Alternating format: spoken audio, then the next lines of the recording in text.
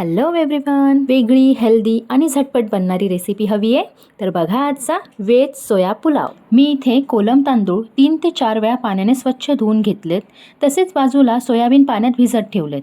आता आपल्या चविष्ट पुलाव बनवण्यासाठी इथे 2 मोठे चिरलेले कांदे, 1 बटाटा, काही खडे मसाले, जिरे, कढीपत्ता आणि वाटण करण्यासाठी 1 टोमॅटो, थोडंसं आलं लसूण, 2 हिरव्या मिरच्या, अर्धा चमचा ओवा, अर्धा चमचा बडीशेप आणि थोडासा पुदिना घेतला।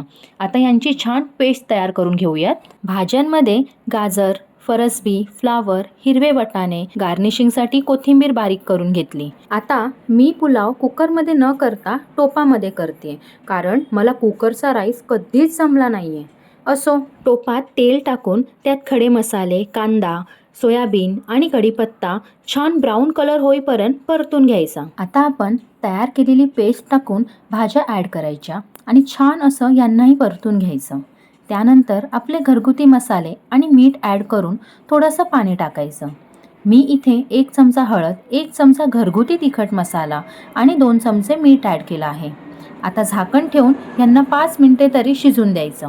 आता ॲड करूयात सोक करून ठेवलेले तांदूळ। मस्त मिक्स करून पाणी ॲड करून यांना शिजवून घ्या आणि अशा प्रकारे प्रोटीनने भरलेला, चवीनं भन्नाट आणि हो कधीही बनवायला सोपा असा व्हेज सोया पुलाव, साध्या गोष्टी वापरून असा चविष्ट पुलाव तयार होतो। म्हणूनच मी याला म्हणते बिझी डे सेवर रेसिपी, लहानांपासून मोठ्यांपर्यंत सगळ्यांसाठी। थँक्यू।